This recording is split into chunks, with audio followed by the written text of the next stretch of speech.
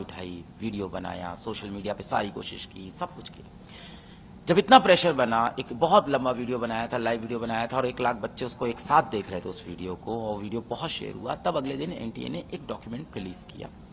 उस डॉक्यूमेंट के अंदर उन्होंने अब बोला कि हमने असल में 1563 बच्चों को ग्रेस नंबर दिए हैं और उसमें से 6 बच्चों को 720 में से 720 भी दिए हैं। जो आप लोग बोल रहे हैं वो सही है। ये 1563 बच्चे भारत के 4 स्टेट्स के कुछ सेंटरों से हैं, सेंटर का नंबर नहीं पता, कुछ सेंटरों से हैं।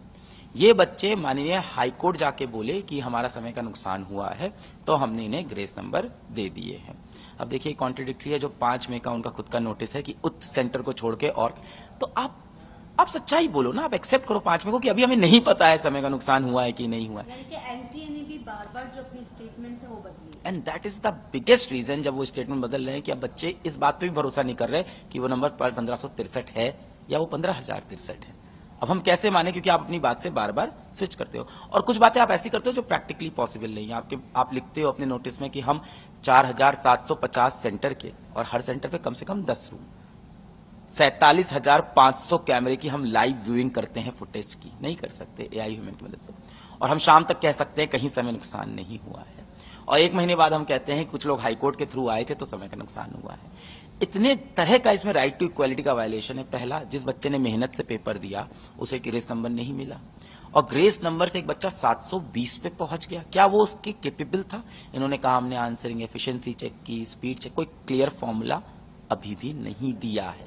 इनफैक्ट अपनी लास्ट प्रेस कॉन्फ्रेंस में एक रिपोर्टर ने फॉर्मूला पूछा और हमने ये देखा कि एनटीए डायरेक्टर को फॉर्मूला नहीं पता था उस वक्त तक।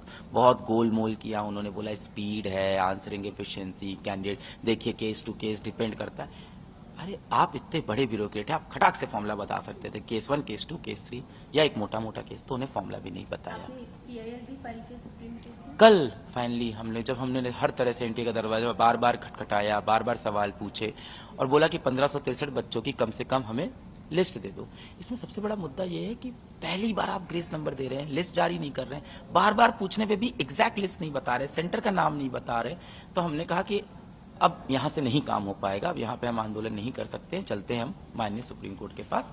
वहां हमने पीआईएल दाखिल की और वहां हमने पूछा कि पेपर लीक के मुद्दे को क्यों एनटीए छुपा रहा है, क्यों एफआईआर के अंदर लिखा है, क्यों नहीं हम उसकी जांच करा लेते हैं, क्यों वो मुद्दा पूरी तरह से इग्नोर है। फिर हमने पूछा ग्रेस नंबर का कॉन्सेप्ट कैसे लगा सकते हैं, इसको इतनी ज्यादा इंडिपेंडेंस किसने दे रखी है कि इतने सारे बच्चों के फ्यूचर से खिलवाड़ कर रहे हैं। एक बच्चा 620 नंबर लाके बैठा है जो कि बहुत अच्छा स्कोर है, 4थी बार ड्रॉप है उसका, 5 साल हो गए तैयारी करते रहते। इस वर्ष उसने सोचा था अब तो मेरा निकल जाएगा, पर बहुत सारे बच्चों को 650 680 नंबर आपने ग्रेस के बेसिस पे दिया।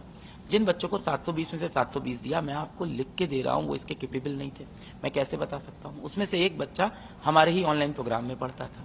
रिजल्ट के बाद वो हमसे मिलने आया, और जब मिलने आया तो हम तो पहले ही चेक कर लिए थे उसका नंबर क्या चलता है। हमारे एग्जाम्स के अंदर उसका स्कोर चलता था कभी 630, कभी 640, 600, अच्छा बच्चा है, 630 लास्ट। हमने उससे कहा यार तेरे कभी टेस्ट में नहीं आया 720, ऐसा इतना नंबर नहीं आ सकता। बोला सर हम तो एक क्वेश्चन छोड़ के आए थे। बोला सर हम तो जोड़े, हमारा 660 आ रहा था जोड़ने पे।